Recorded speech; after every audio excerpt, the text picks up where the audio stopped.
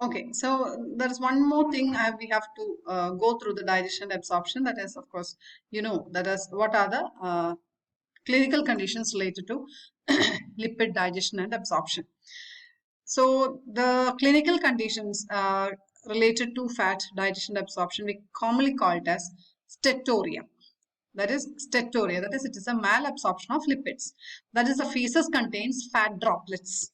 Right? The condition in which the feces contains fat droplets. The conditions. This is known as steatorrhea and can be due to abnormality in the digestion phase or in the absorption phase. അതായത് preparatory phase-ലും transport phase-ലുമുള്ള problem കൊണ്ടായിരിക്കാം. അതല്ലെങ്കിൽ ചിലപ്പോൾ transportation phase, that is absorption phase-ലുള്ള problem കൊണ്ടായിരിക്കാം fat droplets-ന്റെ presence. Clear? Based on the type of the fat droplet that is present in the feces, if you analyze the type of the fat droplet present in the feces, you can come to know at which level the digestion or the absorption is getting deranged, right? So that is the condition is but as a whole we call the conditions as steatorrhea. So it can happen due to the deficiency or defect in the digestion stage, or it can be due to the defect in the absorptive phase, right? So it results in the increased resulting in what is the ultimate effect? The ultimate effect is that the feces contains fat. A fat lipid TG ആയിരിക്കാം, unhydrolyzed TG ആയിരിക്കാം, അതല്ലെങ്കിൽ ചിലപ്പോൾ hydrolysed form ആയിരിക്കാം, അല്ലെങ്കിൽ fat soluble vitamins. നമ്മളിപ്പോൾ cholesterol esterase ഒക്കെ പറയുന്ന സമയത്ത് വൈറ്റമിൻ എ ഡി ഒക്കെ all of them are cleaved with the help of cholesterol esterase enzymes, right? Retinol esters.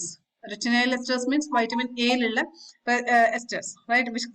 Which causes the digestion of vitamin A, right? അങ്ങനെയുള്ള fat soluble vitamins in the digestion malabsorption നടന്നിട്ട് fat soluble vitamin can be present in the feces. അതും അല്ലെങ്കിൽ ചിലപ്പോൾ it can be due to what the pancreatic enzymes in the defect. That is digestion problem ഉണ്ടായിരിക്കാം, അതല്ലെങ്കിൽ ചിലപ്പോൾ absorption problem ഉണ്ടായിരിക്കാം, right? So what is the thing? What is the pathology of steatorrhea? Right? So if steatorrhea is resulting from the failure of digestion due to the pancreatic insufficiency, pancreatic enzymes in the defect കൊണ്ടാണെങ്കിൽ pancreatic enzymes അവിടെ ഇല്ല. pancreatic enzymes ഉണ്ടെങ്കിൽ എന്ത് നടക്കുള്ളൂ? digestion of TG അവിടെ നടക്കുള്ളൂ, അല്ലെ? അപ്പം pancreatic enzymes in insufficiency കൊണ്ടാണെന്നുണ്ടെങ്കിൽ what the type of the TG, that is the type of the fat that is excreted or the type of the fat that is found in feces is known as the unsplit fat. അതായത് TG is not split up. Clear? The major type of fat present in the diet is the TG. So the TG will not be hydrolyzed. TG hydrolyzed ആണെങ്കിൽ എന്ത് വേണം? pancreatic lipase അവിടെ വേണം. pancreatic insufficiency ആണെങ്കിൽ pancreasന്റെ problem ആണെങ്കിൽ pancreatic juice will not be secreted. pancreatic juice secrete ചെയ്തിട്ടില്ലെങ്കിൽ pancreatic enzymes അവിടെ ഉണ്ടാവില്ല. pancreatic lipases, phospholipases ഒന്നും അവിടെ ഉണ്ടാവില്ല. cholesterol esterase ഉണ്ടാവില്ല. അപ്പൊ അങ്ങനെ വരുന്ന സമയത്ത് എന്താ? കഴിച്ച ഫുഡിലുള്ള ലിപ്പിഡ്സ് അങ്ങനെ തന്നെ എക്സ്ക്രീറ്റ് ആയി പോകും. That is known as unsplit fat. Clear? Or unhydrolyzed TG. TG ആയതുകൊണ്ട് we name it as unhydrolyzed TG. ഇനി അതല്ല, ചിലപ്പോൾ കോലിപ്പേസിന്റെ മാത്രം ഡെഫിഷ്യൻസി ആയിട്ട് വരാം. പാൻക്രിയാറ്റിക് കാരണം ലിപ്പേസിന് ആക്ട് ചെയ്യണമെങ്കിൽ എന്ത് വേണം? കോലിപ്പേസ് വേണം, വേണ്ടേ? ചില സമയത്ത് കോലിപ്പേസിന്റെ ഡെഫിഷ്യൻസി കൊണ്ടും എന്ത് വരാം? ഈ അൺസ്പ്ലിറ്റ് ഫാറ്റ് ഫോം ചെയ്യാം. അപ്പൊ ഡൈജഷൻ തന്നെ പല കാരണങ്ങൾ കൊണ്ട് വരാം. ഒന്നുമില്ലെങ്കിൽ പാൻക്രിയാറ്റിക് ലിപ്പേസിന്റെ പ്രോബ്ലം ആയിരിക്കാം, പാൻക്രിയാറ്റിക് കോലിപ്പേസിന്റെ പ്രോബ്ലം ആയിരിക്കാം, അല്ലെങ്കിൽ കാൽസ്യം ഉണ്ടാവില്ല. കാൽഷ്യം ഉണ്ടായിട്ടില്ലെങ്കിൽ എന്തുണ്ടാവില്ല? ഉണ്ടാവുന്ന ഫ്രീ ഫാറ്റി ആസിഡ്സ് ഒക്കെ പിന്നെ എന്താ അവർ തന്നെ പോയിട്ട് ലിപ്പേസിനെ ഇൻഹിബിറ്റ് ചെയ്യും. അങ്ങനെ ലിപ്പേസിനെ ഇൻഹിബിറ്റ് ചെയ്താൽ എന്തുണ്ടാവില്ല? TGയുടെ ഡൈജഷൻ അവിടെ നടക്കില്ല. അപ്പൊ there are various reasons for steatorrhea to happen. One among them is the problem in the digestive phase. അത് mainly due to pancreatic disorders ആകാം. ക്ലിയർ? രണ്ടാമത് ചിലപ്പം ഡ്യൂ ടു എന്താണ്?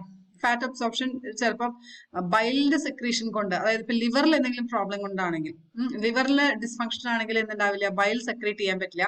അപ്പൊ ഡിയോഡിലേക്ക് എൻട്രി ഉണ്ടാവില്ല, ബൈലിൽ എൻട്രി ചെയ്യാൻ പറ്റില്ല. അങ്ങനെ വരുന്ന സമയത്ത് ഇപ്പൊ ചിലപ്പോൾ ജോണ്ടിസ് അല്ലെങ്കിൽ ഇൻറ്റസ്റ്റൈനിൽ എന്തെങ്കിലും ഇൻഫെക്ഷൻസ് ഒക്കെ വരുമ്പോൾ അപ്പോഴും എന്താ ഉണ്ടാവുക?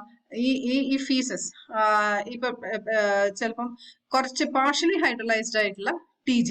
Now, fat will be partially hydrolyzed. They will be present in the form of soap. Soap in the form like feces present. That's why pancreatic insufficiency and pancreas problem unsplit. At the same bile liver dysfunction soap form partially hydrolyzed form excrete. Where reason gas stomach problem gastritis HCl secrete intestinal pH intestinal pH pancreatic enzymes proper function Michel formation proper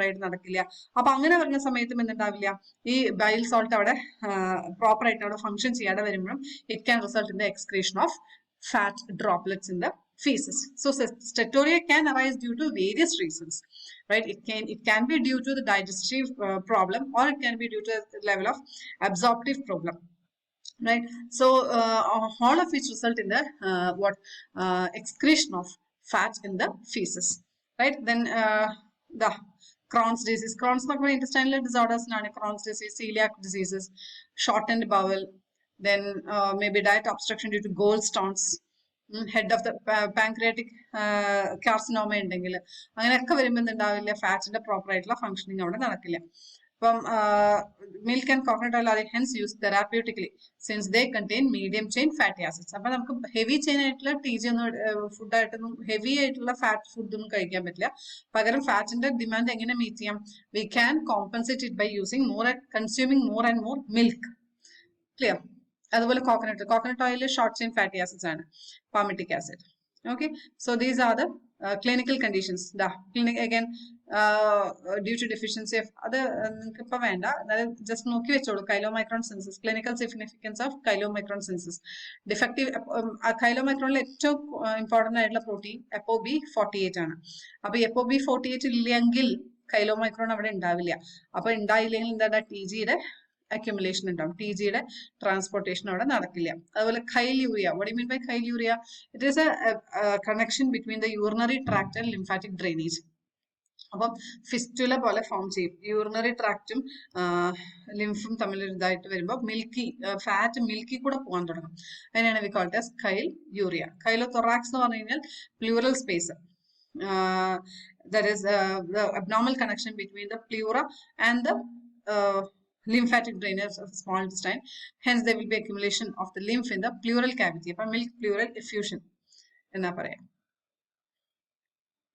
This is a summary of lipid digestion and absorption. That is, dietary lipids were taken by pancreatic juice simple molecules break down ചെയ്തു. ലിവറിൽ bile വന്നിട്ട് Michael's form ചെയ്തു. ആ Michael's അങ്ങനെ തന്നെ duodenumത്തിലേക്ക് absorption നടന്നു. ഡുവോഡനല്ല, ജജനത്തില് enterocytes അകത്തേക്ക് കയറി. അവിടെ വെച്ചിട്ട് they are again converted back into TG. TG will be converted into chylomicrons and they enters into the lymphatics. Small chain fatty acids ആണെങ്കിൽ directly enters into the blood. പക്ഷെ ബ്ലഡിലാണെങ്കിൽ chylomicron അല്ല, പകരം അവർ serum albumin use ചെയ്തിട്ടാണ് transportation.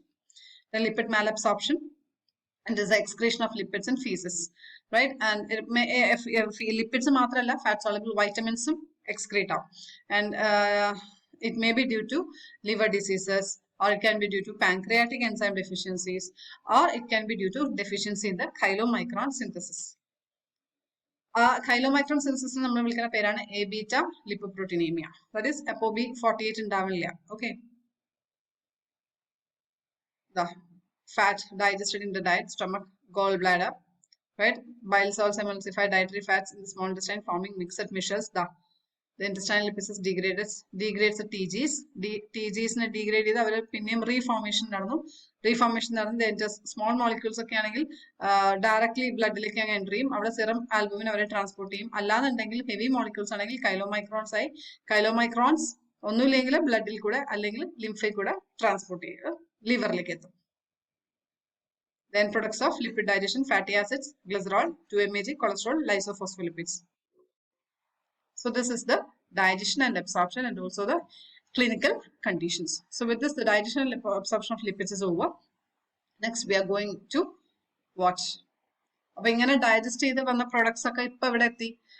portal circulation vary അല്ലെങ്കിൽ lymphatics vary അവരെ എവിടേക്ക് എത്തി? Now they are present in the hepatocytes. Now what is happening in the hepatocytes?